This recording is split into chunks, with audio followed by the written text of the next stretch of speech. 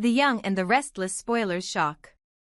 The shadows of Genoa City have always hidden secrets, but none as chilling as the one that now hangs over the Newman family. What began as whispers of manipulation and betrayal has evolved into something far darker, a conspiracy rooted in ambition, revenge, and blood. At the center of this storm stands Adam Newman, a man torn between his lifelong desire for power and the remnants of a conscience he can no longer silence. And beneath him, operating as both weapon and pawn, is Matt Clark, or rather, the man the world believes to be Mitch Bacall. Together, they form a partnership born from mutual destruction, one that could bring an end not only to the Newman dynasty but to Adam's own humanity. It started in Los Angeles, in the quiet suburbs where Matt had been living under a new identity. For months, he had manipulated others from the shadows, feeding off fear and chaos, dismantling lives piece by piece. To outsiders, he was just another drifter with too many secrets, but the truth was far more sinister. Behind his every move was a silent benefactor, someone with resources, intelligence, and a personal grudge against those who once betrayed him. That man was Adam Newman. Adam had found Matt years earlier, broken and furious, and recognized a reflection of his own rage, a man willing to do whatever it took to prove his worth. From that moment on, Matt became Adam's instrument, his ghost, the hand that would strike where Adam could not be seen. Their latest meeting was anything but casual. Inside Matt's dimly lit home, the two men faced each other like twin serpents sizing up their prey. Adam's expression was cold, his tone deliberate, each word measured for effect. He spoke of control, of strategy, of the empire he was destined to claim. He had spent his entire life fighting for a father's approval he would never truly earn. Victor had built a kingdom, but he had divided it too many times, granting power to Nick, giving opportunities to Noah, protecting those who didn't deserve them. Adam had played the loyal son, the prodigal child, the enemy, and the victim, but none of those roles had given him what he wanted most, dominance.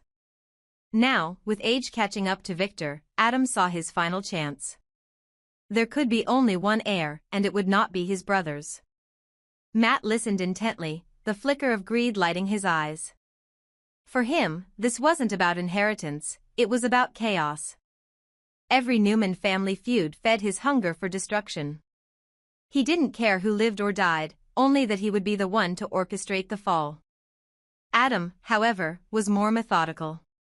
He wanted precision, no bloodshed that could be traced, no trail leading back to him. Things have gotten foolish, he told Matt. This has to end, quietly, cleanly, permanently. But even as he spoke, Adam's voice betrayed the weariness of a man standing at the edge of a moral abyss. Somewhere inside, a faint whisper reminded him of what he was about to lose, his soul, his family, and perhaps his last chance at redemption. Still, the temptation was too strong. He outlined the plan in cold, strategic terms: eliminate the competition. Nick first, his charisma, his loyalty, his ability to rally others around him. Noah next, too naive to see danger, too stubborn to back down. And anyone else who might challenge Adam's claim to Victor's legacy would follow. Matt's role was clear: execute the plan, control the narrative, and make it all look like a string of tragic coincidences. An accident, a disappearance, a suicide, anything but murder. Matt agreed, his grin stretching with a predator's delight. For him, this wasn't just business, it was theater. But Adam's composure began to crack the moment Matt left. He stared at the half-empty glass of scotch in his hand, haunted by memories of the past, the times Nick had saved him, the times Victor had forgiven him, the fleeting moments when he believed he could still be a better man. His reflection in the window seemed almost unrecognizable, the same face, but colder, more hollow.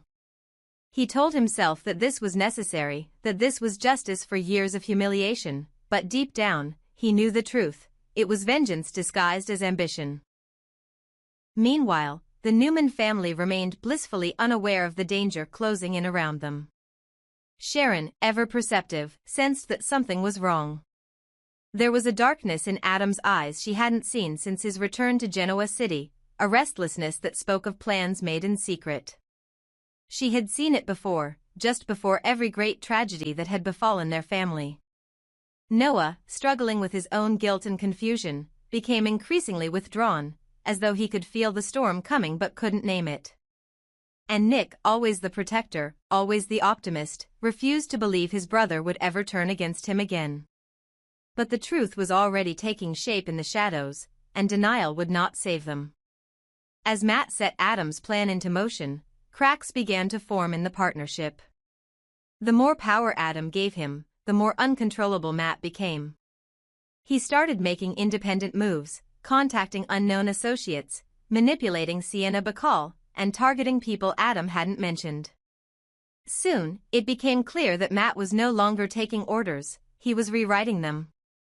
His obsession with destruction was no longer contained by Adam's vision. What had begun as Adam's quiet coup had transformed into something monstrous, something he could no longer control. The day Adam realized he had created a monster was the day he began to fear his own reflection. Matt's actions were drawing attention. Whispers of strange meetings, missing records, and unexplained bank transfers began circulating through Genoa City. Victor's allies were noticing patterns. Victoria had already started digging. Even Phyllis Summers, with her knack for sniffing out secrets, began to suspect that something massive was unfolding beneath the surface. It was only a matter of time before someone connected the dots. When Adam confronted Matt, the air between them turned venomous. Matt mocked him, saying that power wasn't something that could be shared or contained, that once you start playing God, you can't expect your creation to obey. You wanted blood without guilt, Matt said, his grin razor-sharp. But guilt is the only thing that keeps you human. The words cut deeper than Adam expected. For the first time, he saw in Matt not a tool but a reflection, a glimpse of the man he was becoming. As the Newman family begins to sense the encroaching danger, the tension will build to a breaking point. Sharon's intuition, Nick's stubbornness, Noah's hidden trauma, all will collide with Adam's secret when the truth begins to unravel. And when it does, the fallout will be devastating. Because the greatest enemy of the Newman family is not the outsider who wants to destroy them, it's the son who has become everything he once swore he would never be. In the end, the tragedy of Adam Newman is not just that he turned against his family, but that he did it believing it was the only way to finally belong.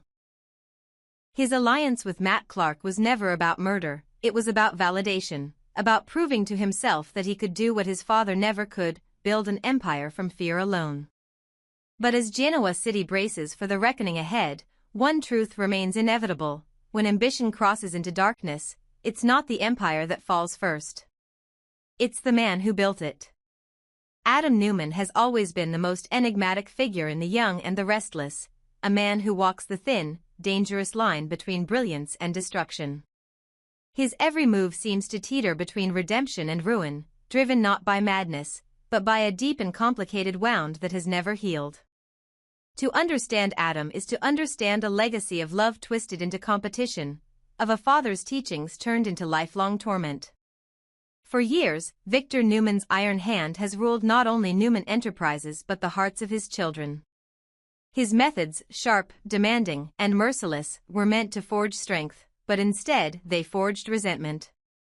Victor's empire was built on power and control, and he raised his children under the same philosophy, that love must be earned through achievement and loyalty tested through struggle. It was a lesson that Nick, Victoria, and Adam each learned differently, yet painfully. For Victor, hardship was a form of love; for his children, it became a source of trauma. The result was inevitable: siblings who should have stood together instead became adversaries. What began as familial rivalry evolved into emotional warfare, a generational curse where affection was confused with dominance, and success became the only acceptable proof of worth. For Adam, the burden was heavier than for anyone else. He grew up on the outside of the Newman kingdom, raised away from the family's lavish estate, forced to watch the dynasty from a distance like an unwanted heir. By the time he was old enough to claim his place, the hierarchy had already been written. Nick was the golden son, moral, loyal, and publicly adored. Victoria was the heir apparent, sharp, strategic, and blessed with Victor's approval. Adam was the outlier, the one who had to fight twice as hard to earn half as much recognition.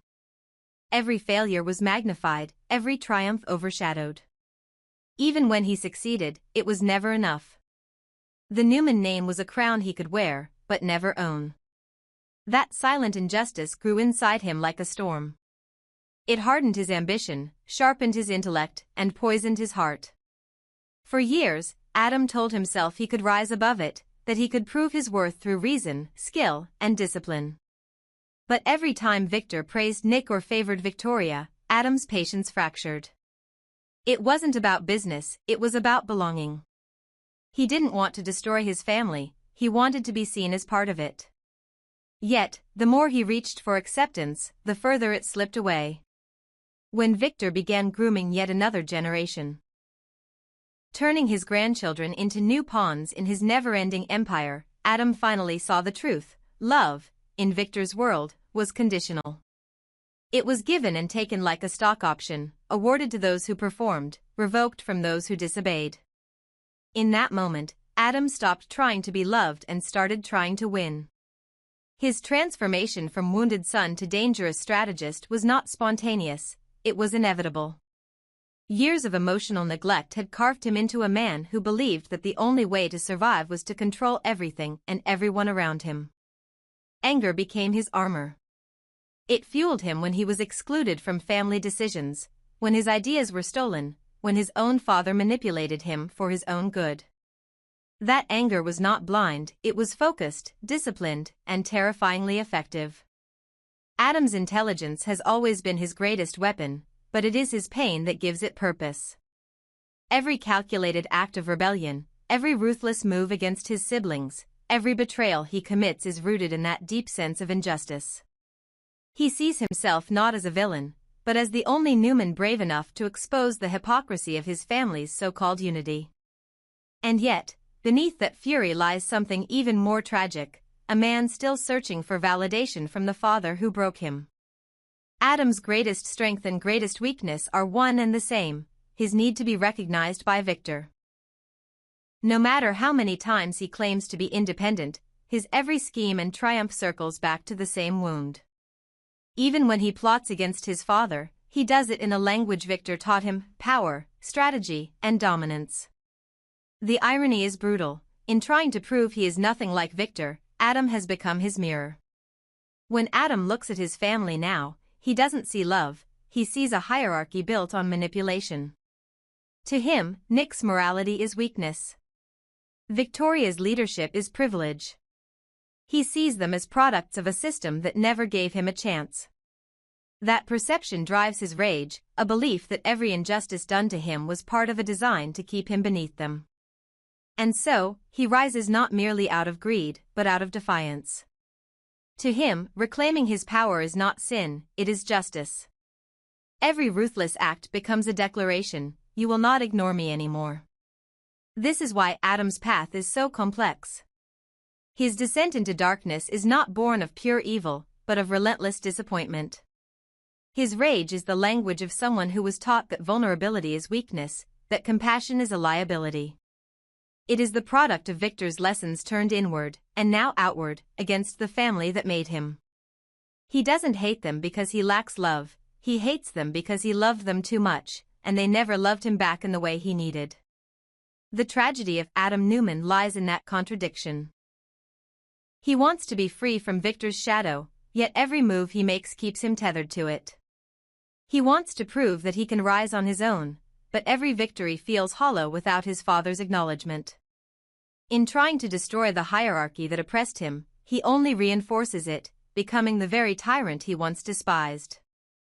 So when Adam finally declares that his suffering has forged his strength, it is not a boast but a confession. His fury is his survival mechanism, his way of transforming pain into purpose. But as his plans grow darker and his isolation deepens, one question hangs over him like a curse: can a man truly rise when the weight of his own resentment is what keeps him standing? For now, Adam believes this is his awakening, his chance to take what was denied to him for so long. But in Genoa City, every rise comes with a fall, and the higher he climbs, the more inevitable that fall becomes. Because the tragedy of Adam Newman is not that he was broken, it's that in his desperate attempt to prove his strength, he has forgotten what love was ever supposed to mean.